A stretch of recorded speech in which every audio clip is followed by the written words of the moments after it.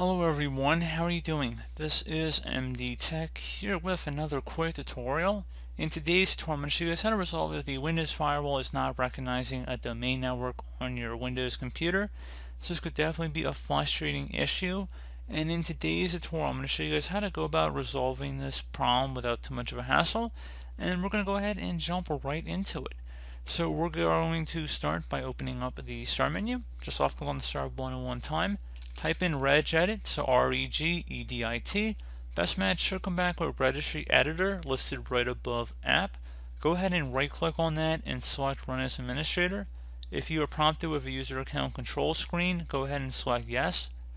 Now before you begin, I would suggest you create a backup of the registry, so if anything were to go wrong you would easily restore it back. And in order to create the backup, it's very simple. Just go ahead and left click on the file tab and then export.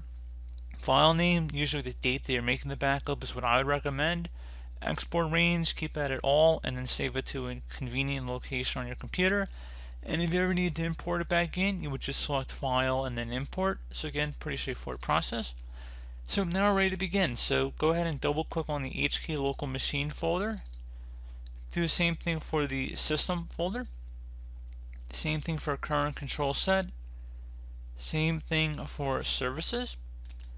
Should be something that says net log on parameters. So I'm going to just go ahead and left click on one of these folders here randomly and just start typing net log on.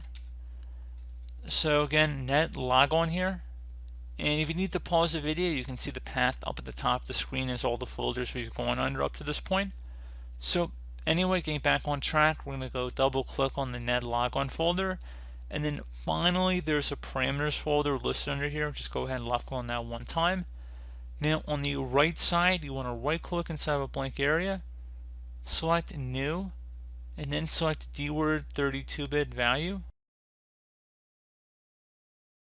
And now you want to name this value negative cache period. So cache is not how it sounds out loud. It's not phonetically. It's C-A-C-H-E. So click on computer cache. So again, negative cache period, exactly as it appears on my screen. The first letter of each word should be capitalized as well. Hit enter on your keyboard. I'm going to make this column a little wider here as well, just so you guys can more clearly see it.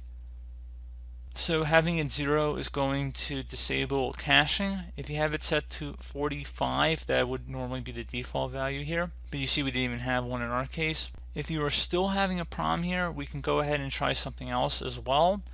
So you can see we're already underneath current control, services, and now we're just going to go back up here. So we're going to collapse a couple of these folders we've gone under. So again, we've already gone underneath current control set.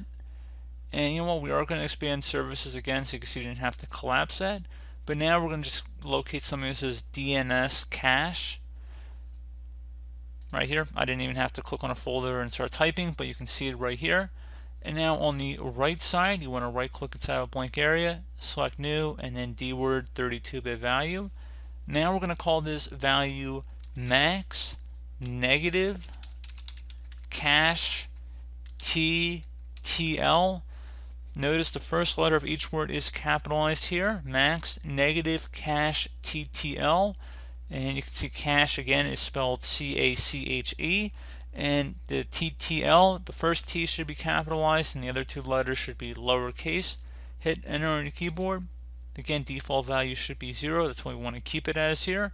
So hopefully once you know what that and you close it here and restart your computer, if you're attempting to switch the domain profile when using a VPN client software, your issue should have been resolved at this point. So as always, thank you guys for watching this brief tutorial. Do hope I was able to help you out, and I do look forward to catching you all in the next tutorial. Goodbye.